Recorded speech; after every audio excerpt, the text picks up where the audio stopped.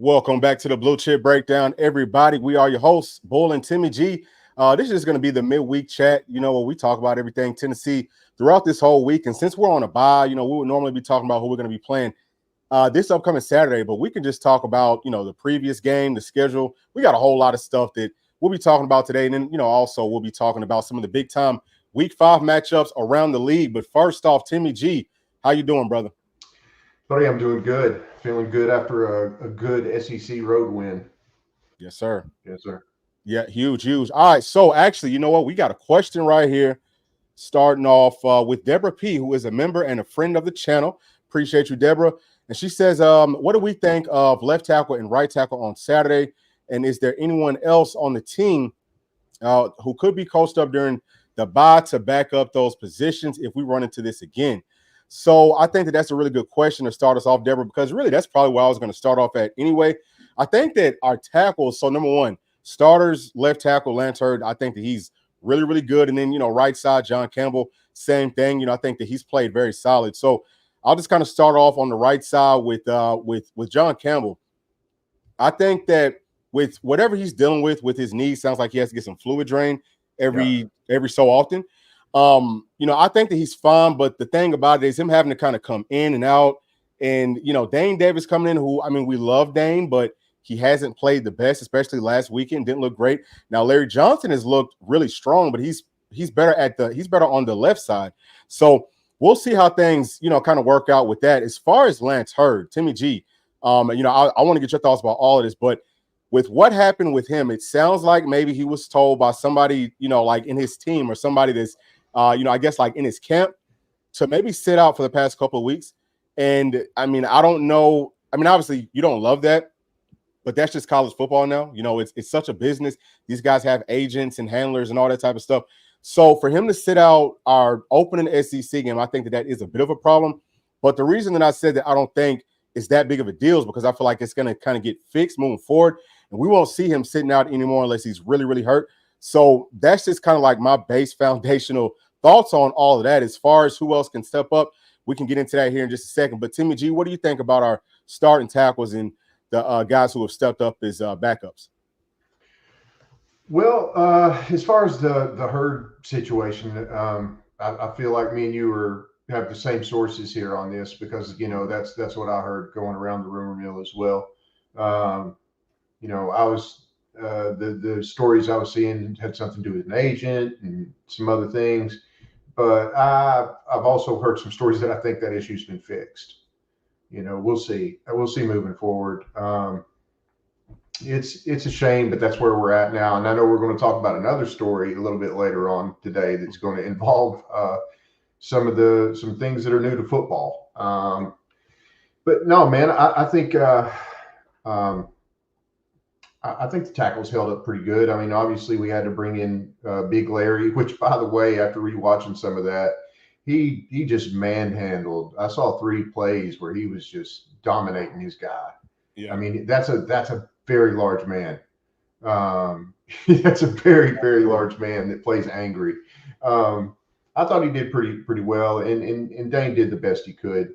And I think they were doing some things to really give Dane some issues, but he came in and gave his best, and fortunately that was enough. But that's going to be the problem we see. That problem can be just anywhere, not just tackle. We got more depth than we've ever had, but we're not in the Georgia level of depth or the Alabama level. I think Alabama's depth isn't as thick as it used to be, but that could be a problem.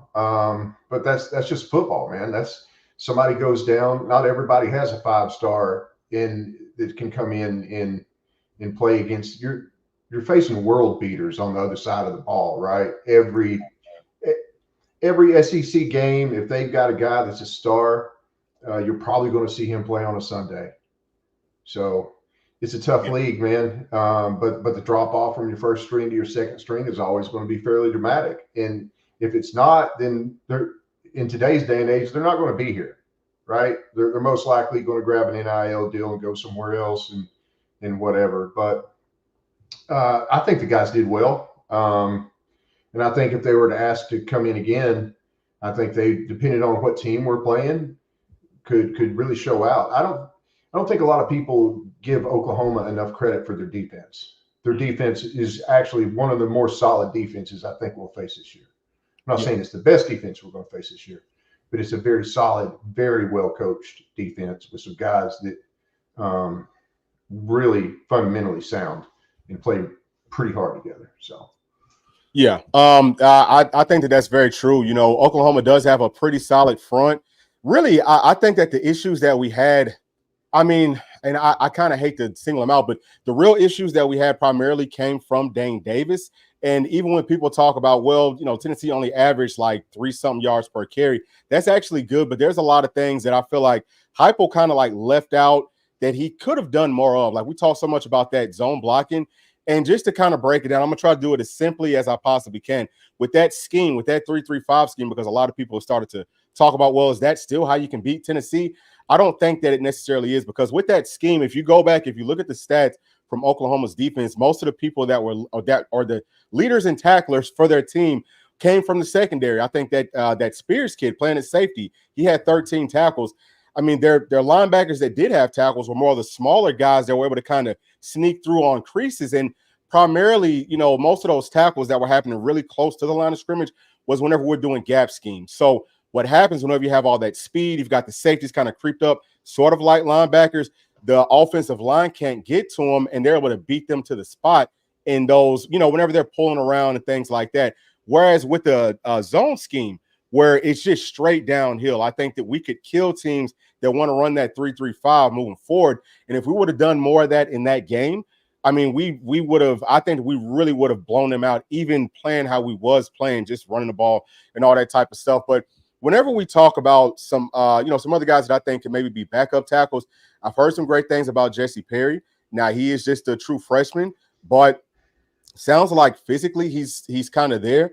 Maybe it's a little bit more of just understanding what to do, and that's going to come with time. So as we've been getting in, you know, all these backups, you know, coming out getting real reps, I think that the depth just gets better as we move further into the season. And I mean, that's exactly what you want, because it's about that long haul. And I mean, listen, if we can do what we believe, or at least what I believe this team can do, and go 16-0, we are now like a quarter of the way done with our game. So at this point, Timmy G, how do you feel about, you know, the pretty much, you know, a quarter of the way through the season? What do you think about this team from top to bottom? I think that the biggest question mark at this point probably is with some of our backup depth, which I don't think is that bad. I mean, if you look at Georgia, everyone wants to crown them, right? Same thing with Bama. But really, both of those teams, I mean, whenever they've had backups in, they haven't looked great. You know what I mean? They've been able to find some wins. What was that? Oh. I'm sorry, man. That was an alarm no. I had set. I apologize. It's all good. It's all good. It's all good. But so look, you know, those teams, they were able to kind of, you know, find those victories, you know, with their backup depth. But I don't think that it was even as dominant as Tennessee was versus Oklahoma. So I would say that, you know, maybe they don't have the 5 stars next to their name and all that. But man, our staff is doing a really good job of coaching these guys up, scheming things up to make them look good in certain situations. But I mean, I don't think that it's that much of a necessarily talent gap from that perspective, Timmy G, if you look at everything at this point in the season. But what do you think Tennessee's been doing well, and what do you think that we probably need to try to pick some things up at as we start to really get into the gauntlet of SEC play? And I'm going to pull these stats up for everybody to take a look at. Well, what do I think we've been doing well? I think you have to start on the defense, right? I mean, to me, that's what's been doing well. Man, the defensive line is such a unit, and we've actually, you know, there's guys that we saw last year that we thought would be good, and when I say that, I'm referencing Peely, right? I mean, we thought he would be really good. He looked amazing in half a game that he got to play before he went out. But we've got to see these guys, and man, he is delivered so far. So many of these guys have showed up and shown out. Jamon McCoy, he's quickly becoming a lockdown guy. Like people, another performance like that, and people are going to question throwing his way. You know, Jacoby Thomas just bringing the wood, man. That hit on the sideline, bro. I've watched that I don't know how many times this week. Like that was something. Jackson Moy, like basically, like you said, I rewatched that, setting the guy down. He literally set him down and ate that guy up, man. And then basically did a haka in a war cry right after he did it. It was pretty badass. So far, man, the defense. I mean, I think offense has done great. I mean, Dylan Sampson, just wow. I mean, as stingy as I think we will wind up seeing as the season plays out, that Oklahoma's run defense probably is. He's still got what, 90? How many yards did he get in that game? He's already at 449. I think it was like 95, maybe. Yeah, he almost broke 100. And Deshaun Bishop, wow, wow. That has been one of the best surprises I've seen on offense this year is him. And Brew just looked in that game, just was amazing. There's a lot, man. They're doing really well. I mean, we're just now starting getting into the meat of the SEC schedule. So the more games we play, the more we'll know about these guys. But so far, it's been lights out and looking good. So All right, so we're going to get right back to that, but I want to get to some of these chats and everything because listen, y'all, if you're just now joining us, first off, please make sure to like. And also, if y'all would like to become members of the channel, that would be huge. And for the members of the channel, I am going to start rolling out, some more of the film breakdowns, all the Oklahoma stuff, all that will be coming out here very, very shortly. But that's a great way just to support what we do. And Volcano is just saying, what's good, Bull, what's going on, Volcano?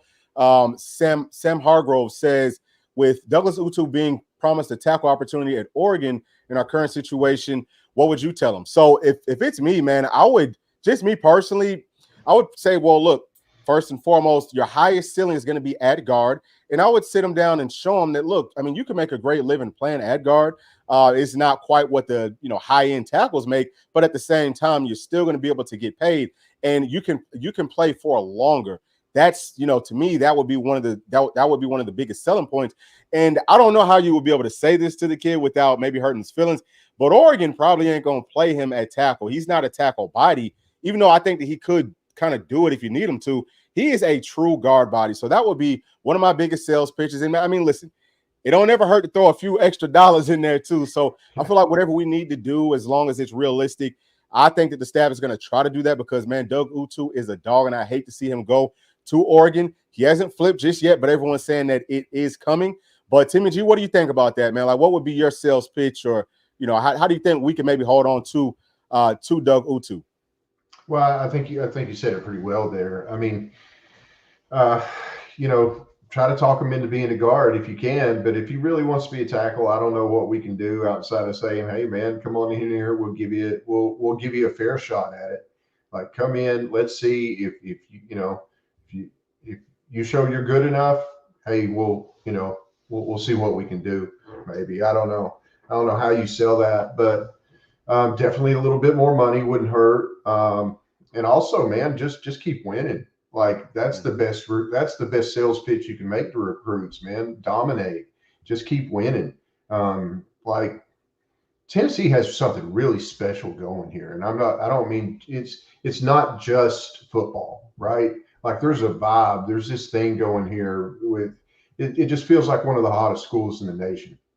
No doubt. The athletic department is just hitting on every cylinder, man. I mean, you've got, it starts at the top. I forget, Randy Boyd as the president, right? Mm-hmm. Obviously, all of Tennessee's issues in the past were due with management issues, right? Right. And that's the way I feel. I feel it was we were making the wrong hires and making some wrong decisions here and there, and that's how we got in that hole. But right now, I don't think you can find a athletic department that is more in tune than UT is. Randy Boyd, Donde Plowman, Danny White are hitting on all cylinders, and it's because they're all going in the same direction. And I think that's what makes them so potent is, it's not being pulled a different direction. They're all moving in the same direction, and they've got so much going for them. Once again, I don't know if you're probably not a fan of Morgan Wallen, but hey, man, I guarantee you some recruits like seeing some of that stuff. I mean, you got Peyton Manning walking out in his old uniform. Like, that's insane. Yeah, no, I Like, mean, you know what? All of that stuff helps. All of that stuff helps. I yeah, mean, that's huge. So, yeah, I mean, I think that they're doing a phenomenal job. But at the same time, as much as we would love to be able to keep Utu in this class, if he does not want to be here or if he sees a better fit somewhere else, I mean, you have to just kind of like let him go, and you got to yeah. have some sort of a backup plan. Feels like obviously the staff will still be looking for some more players. I don't know if we'll find another Utu in this class, but maybe we can find somebody out of that portal. I mean, you never I was really going know. to say the portal, man. The portal Yeah. giveth and the portal taketh. I mean, Amen. we can always go out and get somebody. So Amen. Amen. All right. So let's get to this one right here from Morris Davis. He says, I trust our defense. It's the offensive line that scares me. If they play like that against Arkansas, Nico will get hurt. So I'm going to say, and I understand exactly what you're saying with that. But I want to continue to kind of pound this point home because that's something else I've heard a lot of people talking about. It's not the whole offensive line. Like four of our true starters, they played very, very well. And actually, I'm about to pull up the Pro Football Focus numbers here in just a second. But they play well. It's just it doesn't take very much. If you have one player that is just getting whipped, then that's what happens. Like it doesn't look as good. Something else that I just want to point out real quick because it's been irking me when people say, "Oh, well, Nico's turning it over. Nico, he messed up in that game versus OU." I don't know how you could call that messing up whenever you're getting hit. Like you're getting the ball knocked out of your hands. That's not really on Nico. That's not like a freshman deal. That's we had one player that was getting whipped deal. So, I want to make sure that I clear that up. But once we get everybody back, I think we're going to be just fine. Let's please keep in mind that we're missing two of our starting tackles. When Bama was missing two of their starting tackles, they almost lost to South Florida. yeah, Okay, like that, it's a huge difference. So I think that we are going to be. I think that we'll be fine. Hopefully, okay. But I do feel like they do need to. Obviously, you have to continue to keep on getting better. I'm gonna pull up the Pro Football Focus here in just a second. Let me get to some more of these. From Volcano, Nico hasn't played his best ball. That's scary. Yeah. So I actually think, and Timmy, you tell me what you think about it too. But I think that's actually, I mean, that's kind of a good thing because he still has, like, I mean, that means our ceiling. Yeah, our ceiling is very, very high. We're still winning. We're 4-0. We're actually, I think, like tied for first place in the SEC at this point. And Nico he's nowhere near where he's going to end up being at. I don't think that our entire offense is where it's going to be at. We haven't really stretched the field out vertically that much. It's so much stuff that we haven't really shown, but that's coming. So I think that coming up next weekend versus Arkansas is when we will start to see Nico kind of ball out some more. We're going to stretch the field out more. And I know I said that versus Oklahoma, but I think that Oklahoma is probably a better defense than Arkansas is going to be. But Timmy, what do you think about that? Yeah, no, 100%. Oklahoma is definitely a much better offense or defense than. Now, I bet you Oklahoma wishes they had Arkansas's offense, but the Arkansas defense is nowhere near as good as the Oklahoma defense. Those guys had some dogs on there. I mean, they had some guys, and they were. Brent Venables might not be the best head coach, but he is 100% one of the best defensive coaches in the country. Yeah, it's just that simple.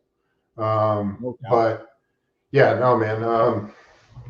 That's a good thing that we haven't played our best game. Look, we're in it's a playoff situation, just like in baseball is a playoff, right? Basketball is a playoff. The worst thing you can do in basketball or baseball is to peak too soon. Right. You want to get hot at the right time, right? To have longevity. You want to be getting better every week to where hopefully when that playoff comes around, you're hitting on all cylinders. And I think it's a good thing that we haven't done that yet. And I do think they will get better as the season goes on. So yeah, for sure. But hey, listen, those are excellent questions. We're gonna keep it going. And I've got the Pro Football Focus up, and I am gonna start to speak to that here in just a minute. Right here. So Mike Harmon is saying, Bull, Timmy, how important is it now that players such as Perry, Mountain, Satterwhite, Bustle to get as many reps as possible? So for me, I think that it is big. Like, so I'm not quite sure who Mountain is necessarily. Maybe you can clear that up and let me know exactly who that is. But I think that you're talking about all the freshmen. Well, Bustle is not a freshman. But so if you're just talking about really any other depth on our offensive line, it is. I mean, if you can get them out there, if you can get them ready at this point. Just like Timmy G just said, it's a long season. It's about getting hot at the right time. And if you have everybody buying in, everyone's getting better, you're building up that depth more and more by the time that the playoffs come around. With what we've already seen that our floor is going to be for this team, I mean, you have to feel great about it. But at the same time, you've got to still make sure that you are getting proper reps for the people that will be those starters. I don't think we have too much of a problem with that with our offensive line, Timmy G, because most of those guys are true veterans. Lanter will be the only one. He's not really a veteran. He could probably use some more reps, especially because I think he's a little bit out of shape. But, you know, I would say outside of that, yeah, if we can get those guys in while Nico's not playing, that would be huge. You know what I'm saying? For sure. So, Timmy G, what do you think about that, just as far as, you know, getting in some of those backup players and stuff like that? I mean, reps is good. Just don't do it with Nico. Like, you don't want to be putting those guys in there when Nico's in. So, yeah, no. And listen, Heupel's shown he will do that. And I think that's actually why Oklahoma wound up scoring there at the end, is because they swapped out to a lot of the 2s and 3s and stuff. Yeah. And then they were like, hey, no, we're not going to let you score. And they started bringing some guys back in and everything. But reps are good, man. The more reps you can get somebody, the better off they will be, the more confident they will be when they get in that situation. The last thing you want somebody to do is bring them in a moment, and the moment's too big for them, right? Bright lights, huge game. I mean, game day was there, their first SEC. That's the pressure and the build up to that. The kids are wanting to do it for Heupel. Like, it doesn't get bigger than that moment, man. Outside of when Alabama comes down, like that's and those moments are just just insanity, pure insanity. Yeah. I mean, those are the reps that you want to get them in for, because again, in the playoffs, every single game, the moment should kind of feel like that. So just seeing guys getting confidence, I think that's my biggest thing. Like we touched on with Larry Johnson, he's a guy that, I mean, he's big. I think that he's got a really nice skill set, and he's starting to kind of pick it up. Once he gets some confidence, I could see him maybe taking some reps away from Dane Davis. There's a couple of little minor things that Dane Davis can, and I feel like will get fixed. But outside of that, man, like once our starters, you know what I'm saying? Like once we've got both of our starting tackles playing, and then Dane Davis can kind of be that plug and play at different spots. But then on top of that, you know, like Mike said, you got guys like Bustle. I don't know what's going on with Sham. Sham might be out for a little bit longer, but so, you know, not him, but Jackson Lampley. He's another one who you want to kind of get in. So I think that everything is kind of trending in the right direction. Now I'm going to pull this back up right here from D. Taylor. What's going on, D? He's asking, are we sure that he's not fishing for more NIL? So I don't know. I don't feel like that's the case, Timmy G. Do you get that vibe? I know people are talking on Lance Hurd. No, that was Lance. Sorry about that. As far as I know, and listen, all this is rumor. We don't know this. I mean, we're seeing it from sources, and that's why I haven't tried to talk about it, because like everything we're hearing is secondhand. This is something we're never going to know the whole truth about. We're not going to hear about it. Just like remember the Jeremy Banks thing, supposed all the stuff before it's up. Did we ever hear any? Nope, because they're not going to talk about it, so we're not going to know. The rumor is that his agent didn't want him to play and held him out, even though our doctors had cleared him. Now that's the rumor, and that's all it. I'm not saying that's true. Take that with a grain of salt. But I would imagine if I was UT and I'm paying someone, because I'm a boss, okay, I've got crews that I manage. If my crews decide to stay home, that's only going to happen so long before I say, I'm not paying you to stay home, bro. I'm paying you to be here and chip in. And if you're not going to chip in, then that's it. And I fully don't believe that this is this does not reflect bad on Hurd. These kids have so many people that are pulling on them. They have agents now. Okay, they have agents. They're getting paid. It's a new world we're living in. Everything, all this stuff we're seeing now, like college football hasn't caught up to this. It's going to be a couple years before it does. But wild times. Yeah. I would just kind of like second all that. The main reason that I don't think that that Lance is asking for any more money is because if he did, I feel like that would probably get shut down really quickly because you can't have that spread because You that signed would the deal. I promise you, yeah, there were exactly, papers that were signed before you got here. You agreed to an agreement. right, It's a business. They're going to hold you to agreement. 100%. Like that just doesn't work. You can't go in and say, hey, all of a sudden I want more. I mean, people do it, but guess what? That don't work out. Yeah, no, yeah, And that's if you not don't have a legal leg to stand on, you don't have a legal leg to stand on, and a contract is binding. So, yep, absolutely, absolutely. So let's get to this one right here from Dirty Higgins. I can't even pay attention to recruiting since there's no actual commitment in their commitment. Oh, okay, I understand what you're saying right there. Yeah, I don't think so that's yeah, true all the time, though. But yeah, I get your sentiment. I know where you're coming from there, right? You feel that, and I get it, man. I really like the old school when kids. At least we think that's what was going on. They could have been. Look, I think the NIL thing's been here a lot longer than everybody talks about. It's just now it's legal to be talked about. But a right. lot of times, yeah, I feel like kids rep the brand because they wanted to be part of that brand. I get where you're coming from, but I don't think that's all kids. Now, there are some kids out there that like they've got to change some rules. This multiple transfer thing, Yeah, unlimited, as much as you want, is insane. It's got to go. And yeah, I'm not trying to pick on this guy, former Tennessee player. You know, yeah. I'm probably going to mention maybe. Let's see here, Baron. Tyler Barron. Yep. When he transferred out of Tennessee, how many schools did he wind up transferring to? I can name three. Oh no, yeah, it was 3. I can name at least three. Ole He had Miss, three Louisville, stops Miami. before season ever started. He had Yeah, 3 stops before he got to where he went, which he wound up in Miami. He started at Ole Miss, then went to Louisville, and then went to Miami, where he is now. That's wild. Yep. Like, bro, you got to make a decision and stick with it. And I think before long they'll fix that, and that will be changed. I think it has to be changed. You just can't have some of the things like they are right now moving forward. There's going to be some rules changed and some stuff done, but I don't think it's going to be the NCAA. I just don't know how much longer the SEC and the Big Ten are going to be a part of NCAA. We'll see. That's the thing, man. Yeah, I think that I think that they'll probably try to like keep them in place for some liability. I mean, you know, they serve some sort of a purpose. If they didn't, then they would already be gone. Yeah. That's just how I'm looking at it. And I'm not going to get too far into the weeds with that just because I really don't know. We can all, you know, we can speculate all day long. We've got all off season to talk about this shit. Yeah, oh yeah, for sure. But one thing that I will say is just as far as with these players, you know, these high school players and all that type of stuff, nothing is official really until they sign and then they enroll in classes. And it's always been like that. And really, I think that that they're a little bit more solid at this point, just because there's a whole lot of different contracts. You know, there's a lot of stuff that they have to sign, and you know, it's a whole lot of money. So I think that it's a little bit more difficult for them just to go somewhere else. Not saying that people don't, because obviously they still do. But I mean, that just kind of comes with it, man. You know what I'm saying? Like you just never really know. All right, let's get on to some more here. And actually, you know what? We're gonna pause there for just a second. I want to make sure that I do focus a little bit on this PFF stuff, just because I know that some people wanted to take a look at this. So this is going to be our offensive grades, and I don't know how well y'all can see this. So this is about as big as I can make it for you.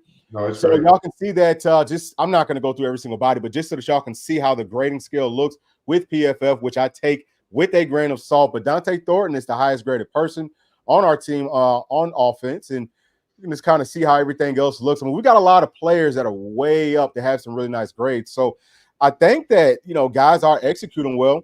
And it looks like Jeremiah's Hurd, who I didn't know. Oh, yeah. No, I don't remember him actually playing. So Jeremiah's Hurd is at the very, very bottom. Okay, that's where they've got him at. I don't know how accurate any of that is. Like I said, I just don't remember him playing. And then I'm going to go to the defense here real quick, because I think that the defensive numbers are off the charts on a couple of these. I mean, like, look at this. Look at all that blue, look at all that green. And I don't know if y'all can tell, but this column, I don't know if y'all can see my cursor, but this column right here where it says DEF, that's their overall defense grade. But, man, look at all that green on defense. It's barely any orange, you know, which I don't like that Pro Football Focus does this. But orange means bad, and, you know, red means really bad. So maybe they should have tried to flip that. But y'all can see that right here. Joshua Helston is our lowest graded player. But I just wanted to bring that up for y'all just so y'all could get an idea of how well even outsiders think that our team is playing. And if y'all want to look at anything specific, let me know, and we can just kind of zoom in on that. So I just wanted to do a quick little overview of that real quick. But let's get to some more of these right here. So from Stormbreaker says Ramon Utu of Trey Smith. Yeah, so Trey Smith, who, you know, he played tackle for us, and now he's playing guard with the Chiefs. And man, you know what's crazy is that they also have Morris, who transferred to OU. And I heard him, was it Monday night or Sunday night, that he says Tennessee and Oklahoma. Bro, you got to pick one, dog. You know what I'm saying? Like, you cannot pick both, but at the same time, Trey Smith had all those guys in Tennessee swag today, by the way. Okay, That's good. on Twitter. He had multiple OU guys in the locker room repping Tennessee. Yeah, got him. Love to see it. Yeah, that was absolutely awesome. Yeah. So with Morris though, I think that he had to transfer because of the Pruitt stuff. I don't know if he wanted to, so maybe we can give him a pass for that. But I think that's an excellent point. You know, I think that's an excellent point right here. Okay, so Mike Harmon is saying that Mountain equals Warren. Yeah, so Bennett Warren, he's a guy that I don't know exactly how he's looking right now, but once he gets it figured out, yes, I think that he can most definitely help us. And that just kind of goes back to your point, Mike. Get these guys in whenever you can. And I think as early and as often as you can and get them ready, because you just never know. So it's definitely critical. And I feel like we're doing that everywhere, just like Timmy G said earlier. Right here, G White, what's going on? G says finally a weekend off to see which team, Bama or UGA, Tennessee will outrank. Yeah, so we're about to talk about that here in just a minute. About to bring that up. I think that's an excellent point. Stormbreaker also says those NIL players better be careful, or the NFL may red flag them. Yeah, I think that's possible. I've heard different things with that. I've heard that the NFL doesn't really care because you're going to be getting paid there anyway. Yeah. But I've also heard that some teams don't like it. They look at it as like a character issue. If you're transferring everywhere, and you know, transferring 100%, I could see that. Yeah, because that definitely shows. I don't think, you know, how could they hold NIL against anyone? I mean, yeah, you know, that's most of that is probably not even the kids. It's the agents that are pushing that stuff so hard. But the transferring thing is, if I was a coach in an NFL team and I saw some guy jump 5 different places, I'm going to be asking what's up with this guy. Yeah. So yeah. Absolutely. All right, so we're going to pull this up real quick because we are talking about NIL, and I know that everyone heard about the UNLV quarterback, and his name is Matt Luka, who just decided that he was going to quit on his team because, I mean, I guess that he thought there was some sort of a verbal contract that he was going to get somewhere around $100,000 in NIL money, and all he's been getting up to this point is some sort of a stipend. Right now, UNLV, I believe they're 3-0, maybe 4-0, something like that. They haven't lost a ball game yet. They kind of look like a team that they kind of like a group of 5 team that could potentially make it to the playoffs. I don't know how much of a difference Luka's going to make. If you look at his stats, right, 21 of 48, which is only 43.8% passing. He's only got 318 yards, 6 touchdowns, 1 interception. But as a rusher, okay, I think he might. I mean, I guess he's just that dual threat quarterback. And what I think he transferred in from Holy Cross, which might be a D1 AA or maybe it's a D2 school. Either way, Timmy G, what do you think about this? You know, like what do you know about it? Also, I have to throw in there that Sluka or Sluck, I don't know exactly how to say his name. He never got anything in actual writing, so him doing this was dumb. And oh, by the way, it looks like another one of the players running back. Yeah, same. Which one is? I think it's Michael Allen. Okay. Michael Allen. I'm gonna try to highlight him. I don't know if y'all can see him, but he's the 4th running back right here up under rushing. 19 carries, 108 yards, 5.7 yards per carry. He has no touchdowns. But Timmy G, talk to me, man. Like, what do you think about this? With these players just pretty much saying, you know what, we're done. We're gonna try to go somewhere else. Is this a major deal for all of college football, or is this just like an isolated situation?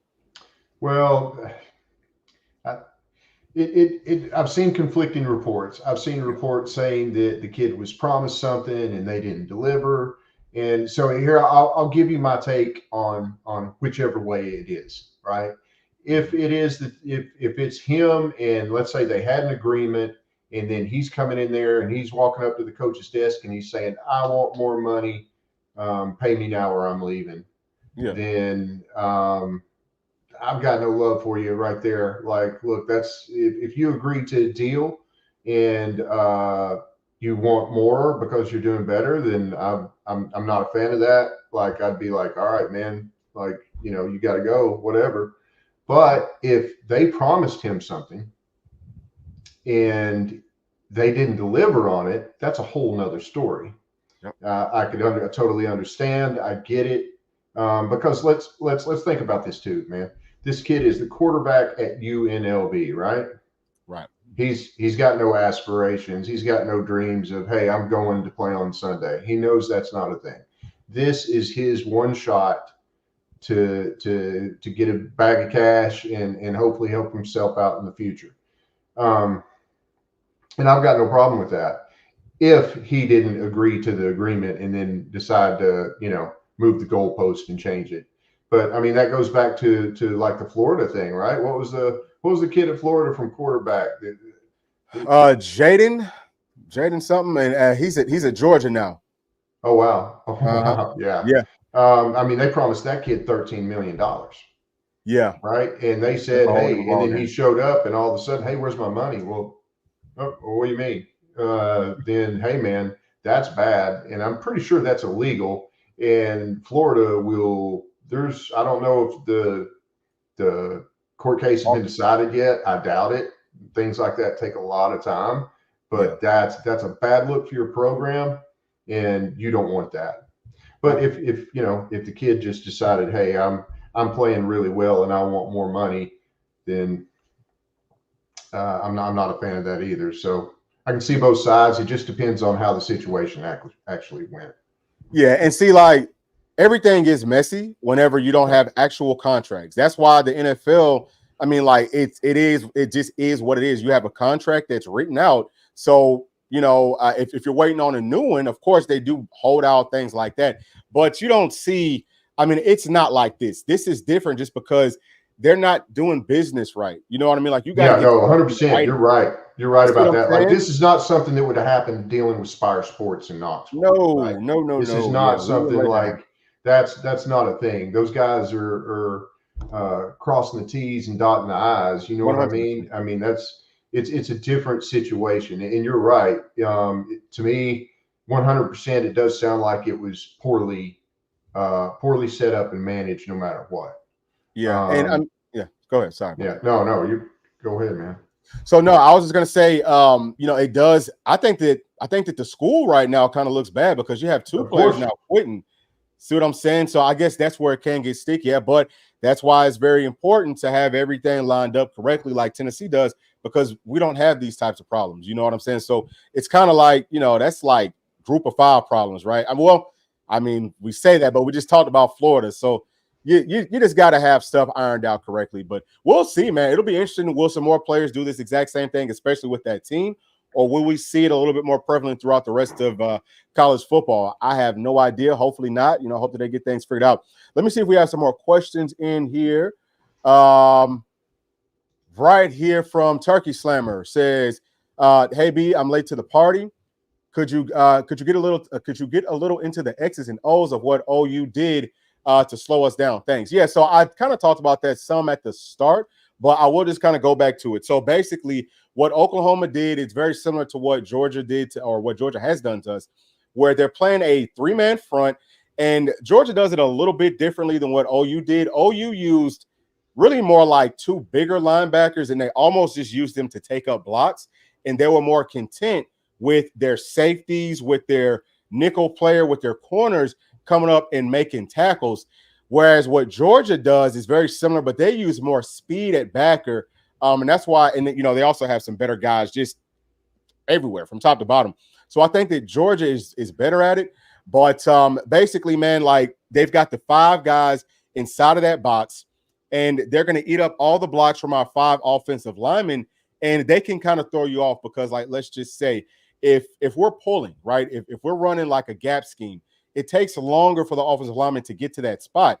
So when you have some of those smaller guys that can beat them to the spot with speed, playing at safety, nickel, any of that type of stuff, that's really how they were able to kind of slow down what we like to do.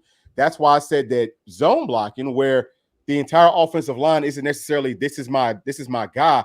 They're blocking in an area. So anything that comes into their area, they can get it. And you don't see people beating them with speed as much. It's straight downhill. And even if it's just 3 yards a pop, well, I mean, heck, if you get 3 yards 4 times, if you have to, we can all do that math. That is a first down. So I think that moving forward, Coach Heupel will do things like that. But also, if you look at, maybe running some read pass options, which we didn't do enough of in that game. Whenever you've got the safeties who we know play at that third level, whenever they're, kind of playing, I would say, I mean, they're playing deeper, but it's a little bit more shallow than what a normal safety does. They're sitting back, okay, and they're coming down quick as soon as they see run. Now, if we do like a run pass option, we can fake it, get the safeties biting up quick, and you're throwing it over their heads right now. That's how Dante scored, right? He had single coverage, and there was no safety anywhere, right? So I think that we could be so deadly with our offense with a whole lot of different things. Okay, so we're talking about zone running first and foremost versus any sort of a 3-man front, especially if it's like that 3-2-5, 3-3-5, or I'm sorry, 3-2-6, or if it's a 3-3-5. But also, if you talk about read options, right? So zone reads, where now Nico is faking that handoff on just a regular zone play, and then he can also tuck it and run if the backside ends are crashing down too much. So we have a lot of tools that we could use to beat that. And I think that we have more this season than we've had in the past, because we could also still get into that 12 personnel, do a whole lot there. I won't go too far into that. But the whole point is there's a lot that Heupel could have done that he just did not do. And I'm fine with that because we did win. I think he said, you know what? This is how I want for us to win. I want to see us just dominate, just run. And he's trying to work on some stuff. So I think that really makes that win for Tennessee look even more dominant because Heupel did it exactly how he wanted to. But literally, y'all, man, look, we could have put up 40-something points in that game. Honestly speaking, it was a lot still. Using big denial on that, man. Yeah, but it is what it is. Yeah, I mean, and it's kind of sad, man. It's like, dang, are y'all gonna move on to the next week? I mean, like, how y'all gonna be able to do this? Is the SEC? Could be a long. Y'all need to start getting ready for it every single week. Yeah, it's a long season, man. Yeah, dude. Like, look, the gauntlet. Like, yeah, look, you're literally not playing Kansas anymore. I was about to say, look, it ain't no more Kansas. It ain't no more Kansas State, Baylor, Texas Tech. Those you ain't playing them no more. You got big boys every single week. So, I kind of feel bad for those guys. But let's get on to some more of these right here. Right here from Deborah P. She says, I'm thankful Heupel recruits kids with great talent and good character. Culture isn't everything, but it's a huge piece to the puzzle, in my opinion. I think so, 100%. Like, when's the last time that Heupel brought in anybody that's had any sort of a character issue? Anybody, right? So far, there hasn't been one that I can think of. And it's we hear the same reoccurring theme, right? Oh, it's the culture and the family vibe, and these kids talk about how Tennessee is just different that way. And one of the few times Heupel has ever opened up, he let those guys bring the camera in there into the game and record that, and you got to see that. Those kids love him. Yeah. They are playing for him. They're playing for each other. And that the vibe in that locker room was next level. And when people see that, they want to be a part of things like that. I guarantee you there's other teams out there that are good teams, but their locker room is not like that locker room. Yeah. That's not easily produced. And you can't buy it with money. No. You can't buy it with money. It's a personality thing. It's leadership. It's something different. And Heupel did that when he was given like the most insane, impossible job to make that happen. How many? 24, 26 kids transferred out his first year. Yeah. He was left with literally nothing. NCAA violations hanging over him, like an uphill battle. And what he's done in the short amount of time he's been here is nothing less than phenomenal.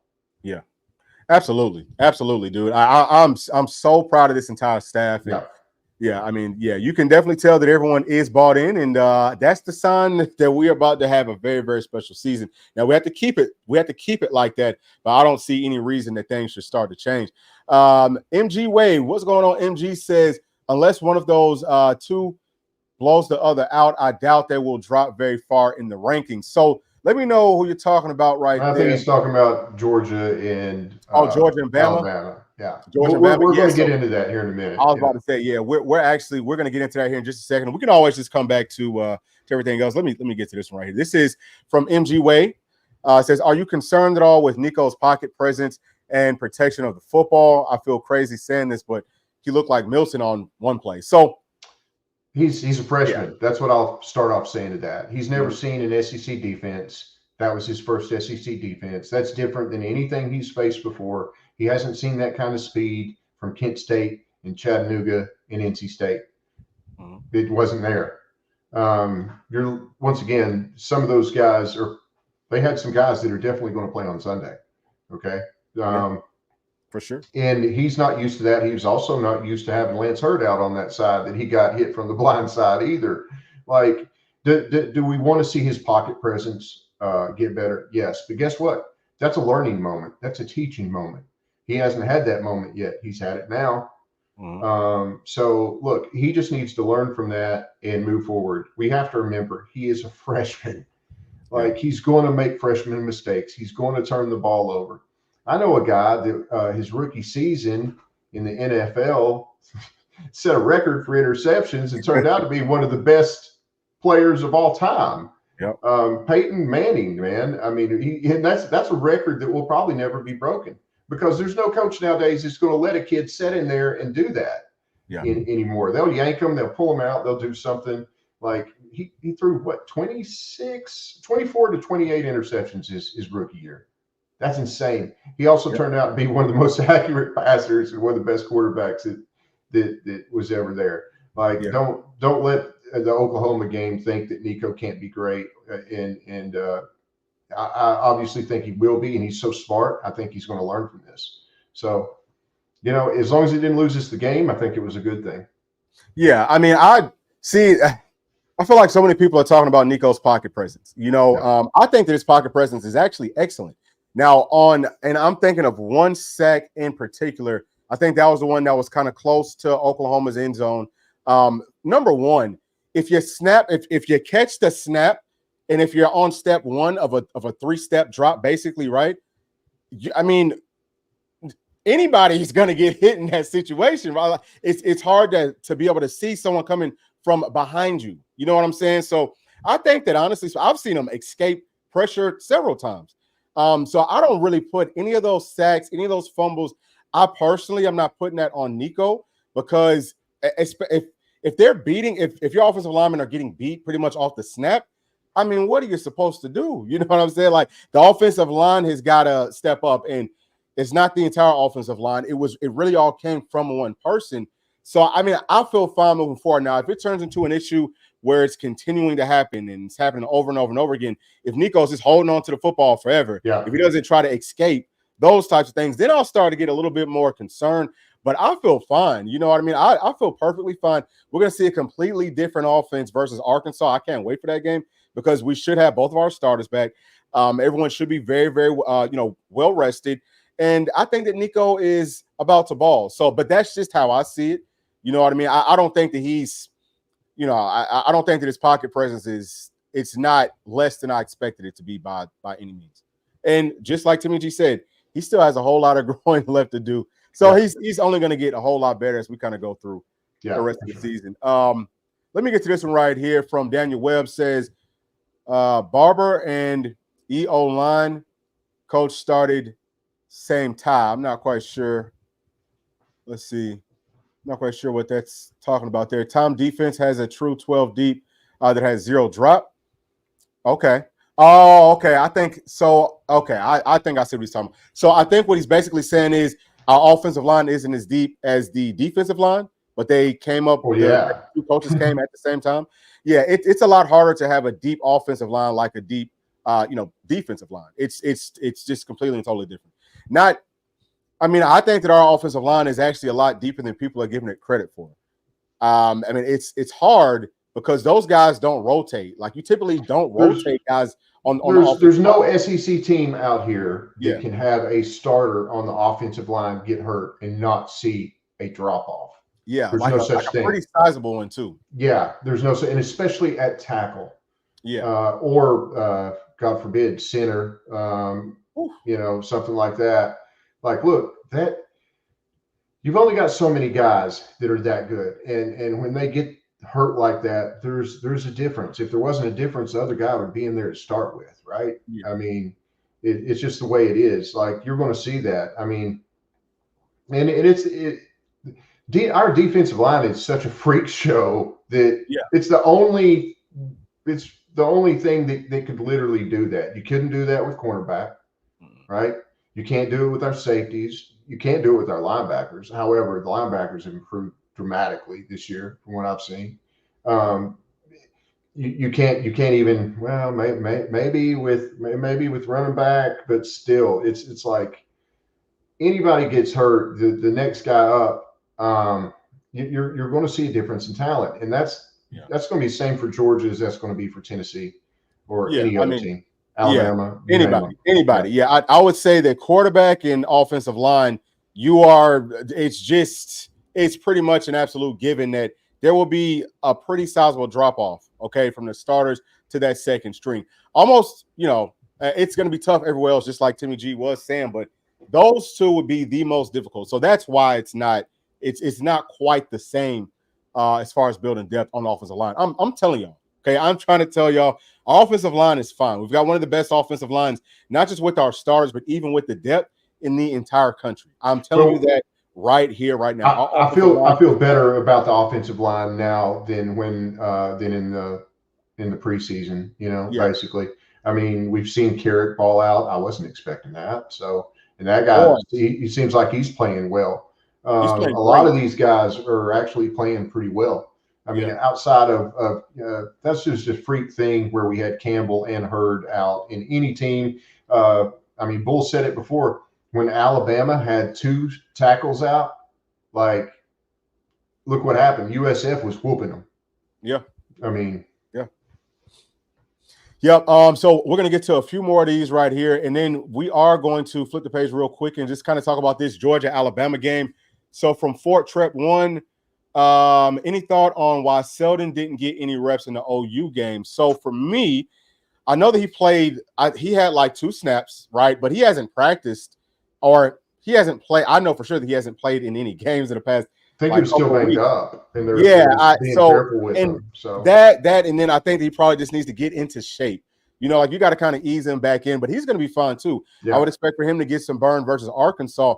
We're so deep, y'all, everywhere that people they don't realize it yet. Like no one knows. We haven't even come close, not even close to how good this team will be. So anybody that, as far as the national media that y'all listen to, they're like, man, Tennessee looks good. They're still looking at the foundation of this team. So many people have not had the opportunity just yet to show and prove, but we know because we've been watching them. Let me get to this one. Okay, right here from Deborah P. She says Nico was never flustered. OU's QB looked terrified. Yeah, and that again, that just kind of goes back to the offensive line, right? Yeah. Let me get to this next one right here from Scott V. OU had some undersized DNs and blitz DBs on the edges. I think that's the one thing our offensive tackles struggle with.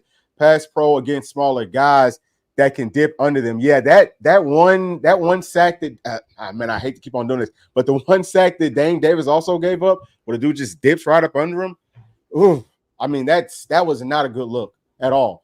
But once we get our starters back, things are gonna start to look a whole lot better. Okay, so let me go on ahead. We're gonna talk about. We are going to talk about Alabama versus Georgia. And Timmy G, I would love to get your thoughts on this one. Let me get this thing pulled up real quick. But I mean, obviously, man, this is the game of the week. Oh, 100%. And yeah, I would love to know who you think is going to end up winning this one. So I found this site. I actually love this site. It saved me a whole lot of time. But this is doing the exact same thing that I pretty much do. So to the left, I don't know if y'all can see my cursor, but to the left, you can see Georgia's offense versus to the right, you've got Alabama's defense. And you can see that Georgia's total offense is ranked 66th, and Alabama's total offense is ranked 13th. So Georgia's got like 400. They're averaging 402 yards per game total, and Alabama's giving up about 248. Something else of note right here: if you look at the rushing yards, Georgia is Georgia is 84th in the entire country, only averaging 145.7 yards per game on the ground. Whereas Alabama's defense ain't that much better, 69th, giving up 132 yards per game. We'll talk about the pass numbers here real quick. Georgia's offense is only averaging about 257 yards per game, whereas Alabama's defense is allowing 115, almost 116 yards per game. So that's kind of how all that looks. We can also kind of talk about the sacks. That would be down here. You can see that Georgia's doing a really good job of keeping Carson Beck upright. And it also looks like Alabama's doing a pretty solid job of getting to the quarterback. But just kind of like looking at these numbers, Timmy G, what do you think about this matchup? I think it's going to be an interesting matchup. I watched highlights from all their games earlier today when you told me we were going to pick these, and just looking at them. And quite frankly, I mean, only one of them has had a real game to me, and that's Georgia. And that was the Clemson game. And, it's looking more as the season goes on like that was a quality win. At first, I was like, well, I mean, it just means Clemson's trash. You don't know. It's hard to predict off the first game, man. You don't know what you're seeing. Yeah. But so far, they've had the only quality win that I've seen. I mean, we've seen USF gave Bama fits at home when they had those tackles out. They had for whatever reason, and why they got them back in the fourth quarter. But they better be glad they did, because USF and our former goalish, he was giving them fits. Yeah, he was. And Wisconsin, that just didn't really seem like a game to me. I mean, they were unranked. I mean, I know USF was unranked, but they definitely gave Alabama way more of a problem than Wisconsin did. Outside, I mean, preferably who I want to win, I would like to see. I mean, honestly, I'd like them both to lose, but that can't happen. I would like to see Alabama win, because I'd like for them to come into Neyland undefeated. That's what I would like. Who do I think will win? Yeah, I think this is an interesting game to pick, because I don't think either one of them have shown what they can be. I think it's really going to rely on how good Georgia's defense is. Can they contain Milroe? Can they keep him from getting some yards on the ground and breaking out of the pocket and doing some things? This is at Alabama. This is one of the first times since how long? Since Alabama has been a underdog at their own place? I don't remember. I think since 2000. A long time. It's a long time. I'll tell you that. It's a long time. But I don't know, man. I think Georgia's probably going to win, but I think it's going to be a good game, and I think Alabama can beat Georgia. I just don't think there's any team I've seen this year that looks dominant. Like, you know what I mean? That looks unbeatable. Oh, yeah. So this is going to be a great game. I look forward to it. We'll see what happens, but I don't know. I want to give Georgia the edge, but only just barely. But I definitely think Bama could win this one. Yeah. So when I've watched both of these teams play, it's a few things that I noticed. So anytime, y'all, that I'm watching any game, I'm scouting it. I mean, I think every time that I watch football, and pretty much what I always do, it's hard for me to just watch it, but I always look at the front seven play. Yeah. So whenever I look at, so let's just start off. Where are we at? So this is Alabama's offense versus Georgia's defense. So I'll just kind of start off here. What I've noticed about Alabama's offensive line is their tackles are gigantic, and they just engulf. Like watching them versus the Badgers last weekend, or I think that was a couple of weekends ago. I mean, they look like they just are eating them, like swallowing them up. They're huge. So I think that they're really good just as far as pass protection goes. But if you talk about them in run blocking versus those guys, dude, they are just erasing the entire line. Okay, so they look really good from that perspective. And I mean, look, Alabama's running backs had huge holes. I mean, it was 10, 15 yards. I saw that in the Wisconsin game. Yeah. Backpedaling. You know what I'm saying? Yeah. It was like that. So it was very, very dominant game for Alabama up front. But we all know that Georgia's front seven is going to be a whole lot better than that. So it's hard for me to gauge it for sure. Something else that I will say about Alabama, not so much as far as the offense goes, but, once we kind of start to talk more about the defense, I'll touch on this. But kind of like as a whole, every game that I've watched from them, it's almost like they're doing like a walkthrough, right? So, in football, right? And like you do walkthroughs where you literally kind of walk through your spots, like you're kind of going through each play. You might go half speed, you might go 3/4 speed. It looked like Alabama was just so unmotivated for that game and for several other games. And they're just a lot better physically than the teams that they're playing. So I think that that's the first thing that really stands out to me is that they look the part. And how are they going to look once they really get challenged and once they really kind of, step up, to that challenge. Now, also, I've got this kind of highlighted right here for Georgia's defense.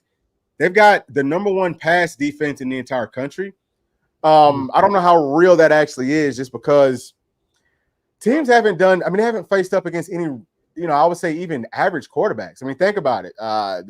Brock from a couple of weekends ago. I mean, he did. That's what I'm saying. Their best he quarterback. wasn't even thinking about throwing the ball, right? Yeah, the best quarterback they faced is one of the guys that wasn't getting on the field. Yeah. So we'll see. I think Milroe's going to pose definitely more of a problem for them. He's going to be the best quarterback they face this season. Absolutely. So, I mean, he's got the dual threat to him, but he also, man, with Alabama's new style of offense, they're going to stretch you out vertically. I really like their, I love how their scheme looks. So I think that they could pose some problems to Georgia, who's not great at stopping that run. I think that Alabama will be able to run the football on them. And I think that they're going to be able to maybe move it on and throw it on them too. So just from that perspective, I definitely am favoring Alabama's offense over Georgia's defense at this point. But I think that would be the tightest matchup.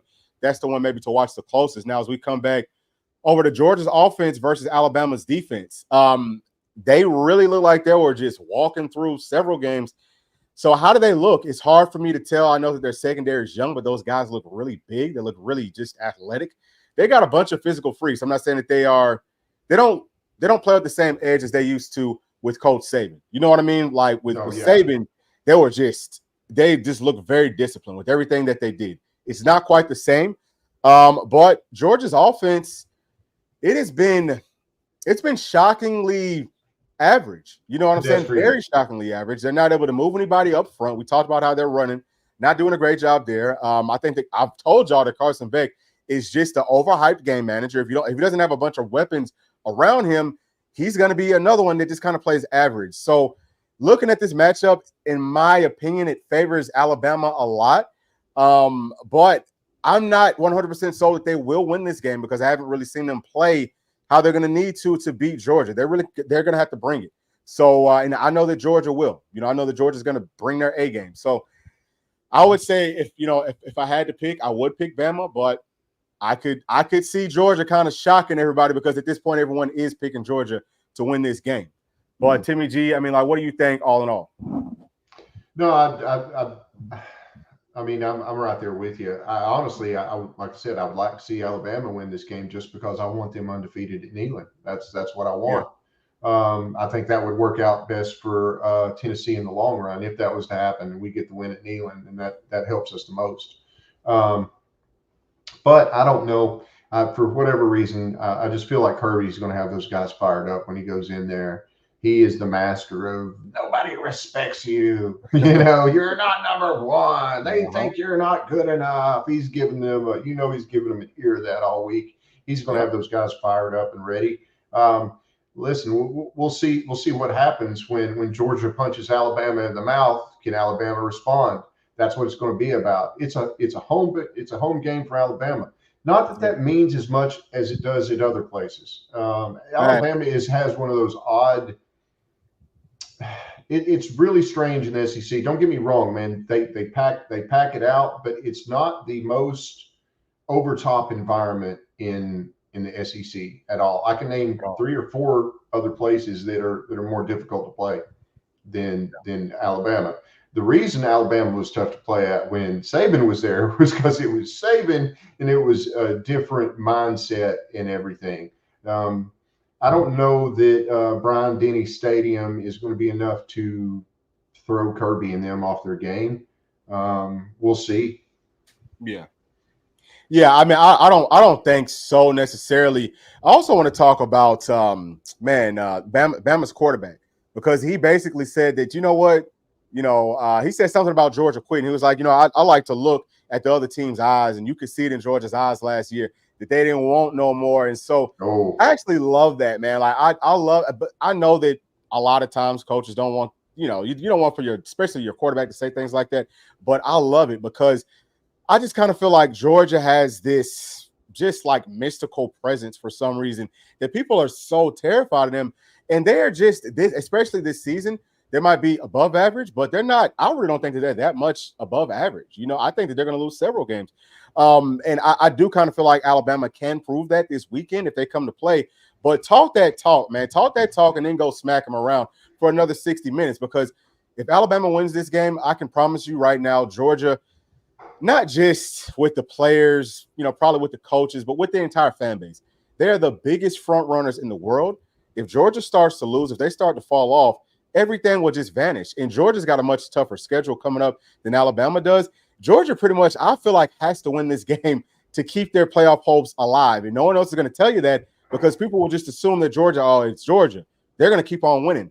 I don't think so. I don't even think that Alabama is going to be their toughest matchup or challenge this season. I think Texas is a bad matchup. I think Ole Miss is going to be a bad matchup. And I think that our Vols are a very bad matchup. If they lose 3 to 4 games, I don't think that they make it to the playoffs. So that's what we're talking about right here, right now. That's what I'm rooting for. But at the same time, I do know that they have talent. We'll see. Did they come out with some sort of a different game plan? I mean, you just never know. But I would most definitely be taking Alabama in this one. And I got to get to this right here. We've got a new member of the channel, Matt S. Thank you so much for becoming a member of the channel. That's huge. Matt. That is huge. Let's get to this right here from Deborah P. She's asking, will there be a post-game show for the Bama and Georgia game Saturday night? We might do that. We just might. I'm not quite sure what all is going on. As y'all know, I am a family man. I like to try to spend as much time with my family as possible. So we might take that weekend off, but we will keep y'all posted for sure and let you know. Right here from Matt S. Says, love you, bull. Hey, man, you already know. Much love to you. Appreciate it. He says, go Vols, baby. MG Wade saying that he respects what Jalen Milroe for saying that. Absolutely. David Evans 28 says, don't let it fool people. OU has a really good defense. Yeah, I think that they are good, but I'm gonna tell y'all, I think that it's a little bit overhyped. I want to talk about just a little bit here. OU's gonna be playing Auburn this weekend. I'm curious to see how that game goes. I'm gonna tell you, I wouldn't be surprised if Auburn wins that game. And it's not to say that Oklahoma's bad or that their defense is bad. I just think that Tennessee's offensive scheme is so different that you can play a completely different style. Whereas I feel like versus Auburn, they won't really be able to play that style. They're gonna have to play them a little bit more straight up. And if Oklahoma played us straight up, we would have beat them so bad. Like it would have been ridiculous because I've seen them getting pushed back by some group of 5 teams. So I've seen it too much to think that they are as dominant as some people are making them out to be. Again, I think that they're good. I think that they're like an average SEC defense, but I don't think that it's top probably 3rd. Or if they had an offensive line, they could be dangerous. They could be a threat for sure. But they don't have an offensive line. And that's man, I don't know what a situation out there. Like that's just so wild to me. They benched this kid. He's a 5-star. Jackson Arnold. He was one of the top QBs coming out in that class. There's no doubt in my mind this kid's going to be out of there next year. Somebody else is going to pick this kid up that's got an offensive line, and he will flourish. Mm-hmm. He's not a bad quarterback. He's just in a bad situation with an offensive line that cannot protect a true freshman quarterback. And they obviously ran off. They ran off. Was it Dylan Wright? Not Dylan Wright. Dylan Gabriel. Dylan Gabriel. Yeah. Okay, at least I had Dylan right. But they ran him off for the Arnold kid, and now look where you're at. Like that was dumb. This is not good management going on that I'm seeing here. Like this is not good. And I feel for that Arnold kid. I think he'll have a great career ahead of him. We'll see what happens. Yeah. I mean, I think that he's got all the talent. I'm rooting for Oklahoma to beat Auburn. I just, like I said, I wouldn't be surprised really either way. I don't think that their defense probably won't look as stellar as people want to make it like it looked versus Tennessee going on the road, which of course the crowd won't be loud whenever Oklahoma's on defense. But I mean, that is a different. They ain't never seen that. You know, the SEC, Auburn especially, that's going to be hostile. So we'll see how they can. We'll see how they can play out there versus Auburn. Now, I want to pull this one up because obviously, y'all, we've got Arkansas coming up next week. This is a game that I will be watching very, very closely versus Texas A&M. And just to get just to get a quick little look at their numbers real quick. Let me see. Where is there? Okay, so this is going to be Arkansas's offense versus Texas A&M's defense. And y'all can see that Arkansas's putting up numbers, right? So they're actually ranked 8th in total offense, 524 yards per game. And Texas A&M is ranked 50th in total defense at 300 and about 19 yards given up per game. I like to look at the rush numbers. Arkansas is at 17th with 240 yards on the ground per game, and Texas A&M is at 63rd with about 130 yards given up per game. Real quick, I'm going to talk about the passing. Arkansas is at 26 right now nationally with 284 yards through the air, and then Texas A&M looks like they are at 52nd with 189 yards given up through the air. So just in watching both of these teams, I can tell you right now that Arkansas, their offensive line isn't great. You know, I think that they're good in spurts. I watched them versus Oklahoma State. They dominated that game up front on both sides. No reason. I mean, they just gave that game to Oklahoma State, and they just got away from their running game for whatever reason. They need to stick to the running game more. I hope that they don't do that versus our Vols, but if they stick to the running game more, I think that they could be very, very deadly. Their their running back is like 6'1", 6'2", 235. He runs hard. And then, you know, they've got that quarterback Green dude. He's 6'6", 230 pounds. Reminds me a lot of what Nico could look like next season, just from like his body type and all that. I don't think he's as good of an athlete, just to making people miss, as Nico already is. And he's definitely not as good of a passer, but he can make things happen. You know what I'm saying? I've seen him be accurate. I've seen him be horribly inaccurate. So I think that he's the ultimate X factor. They've got some really big wide receivers. One of their guys is like 6'7", but he's got 5 or 6 drops. They've got another one that's about 6'4". So, you know, their offense can definitely present some problems. You know, their tight ends are just meh. You know, they're just okay. Whenever I'm looking at Texas A&M's defense, though, what I can tell you is they've still got some dudes at every single level. They actually look like a legitimate SEC team. I think that they're going to, at some point, once things kind of start to gel for them, they could end up being a team that could upset some people towards the end of the season. So, you know, they've got all the talent. I think that their defense will be too much for Arkansas's offense in this game. Timmy G, do you have any thoughts on Arkansas's offense versus Texas A&M's defense? Well, Arkansas knows how to score. That's one thing I'll say about them. Like they were, you know, that's a totally different situation than the Oklahoma game for sure. The only thing is, this is at is that Kyle Field? Isn't that where A&M? So this one's actually going to be at Jerry World, I believe. It's. I thought it was at. It's where? It's not a home game for A&M. It might be a home game, but they're actually going to be playing in Dallas. Oh, so neutral site. Or I'm sorry, that's not that. So they're going to be playing at the Cowboys Stadium. Ooh, okay, that changes things. I was actually going to give Texas A&M the edge because I thought it was going to be a home game, and Texas A&M football, that is a rowdy place to play. Those guys get after it.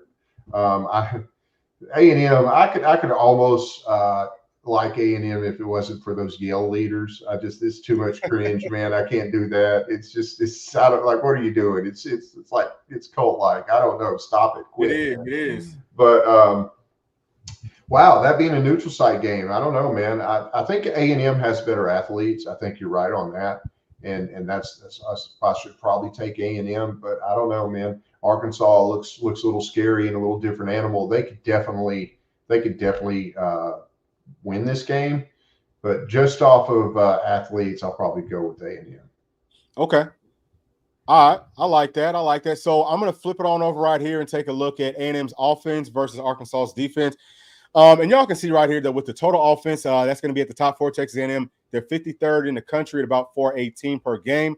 And Arkansas's defense is 58th in the country at about 325 yards given up per game. With the rushing numbers, you see that Texas A&M is doing a really good job. They're ranked 8th in the country, 256 yards per game. And actually, Arkansas's run defense isn't bad. They are at 14th, only giving up 82.8 yards per game. So that's going to be a very interesting matchup right there for sure. Looking at the pass numbers, Texas A&M is at, I lost it. All right, so they are at 116th, which is terrible, 162 yards per game. And Arkansas is at 98th, which isn't great either, 242 yards given up per game. And I haven't really talked a whole lot about the scoring and stuff like that, but that is going to be down here. We see that Texas A&M is scoring 31 points per game, and Arkansas is giving up 20 points per game on defense. So whenever I look at this, this is really where I talked, or this is really where I feel like the front seven from Texas A&M should have a field day. I think that the offensive line looks really good. Now, I'm not saying that they're super dominant, but they look good. I think that they play well together, like they move well. I think that they're just a solid offensive line. I think that they've got a good running back. I think that they run hard. They've got some good playmakers on the outside and, in some different spots. But the biggest question is going to be who's going to get the ball to the playmakers. Is it going to be, I think his name is Marcel Reed. He's a redshirt freshman who I think is a baller. Will he start, or is it going to be Nussmeier? That's the biggest question. I really feel like Reed gives them, I think that Reed gives them a little bit more of an upside, a higher ceiling. He can ball. He can extend plays with his legs. I've seen him be accurate. I've also seen him be way off. I've seen him miss some throws. He's just a freshman, y'all, so he's going to do some freshman stuff. But whenever I look at Arkansas's defense, I think that they've got really good linebacker play. Their front four, especially on the inside, really big guys. They look a little bit out of shape, a little bit overweight. Texas A&M does not run tempo, so it probably won't be that much of a deal. Their ends, not a whole lot of pass rush there. I think that their secondary is just okay. They have a whole bunch of turnovers. So we'll see. I think that all in all, y'all, this is a game that Texas A&M should win. I think that they could win it by a couple of scores, even if it's like a touchdown and maybe like a field goal. All going to come down to what does the quarterback play look like for Texas A&M. But that's about where I'm at with it. We will see what happens coming up here in just a few short days. But you know what? I think that is going to be it right there for everything. I think that we got to all the questions. We just kind of went through a couple of these games here. We don't want to take up too much of y'all's time, but it's always good to chat with y'all. We will be trying to do this every single Wednesday, and it's going to be somewhere between 7 to 8 o'clock. But thank y'all so much for tuning in. Please make sure to like, subscribe, hit that notification bell, share with your friends, family, and other volunteer fans. We'll see y'all on the next one. Thanks. Peace. GBO.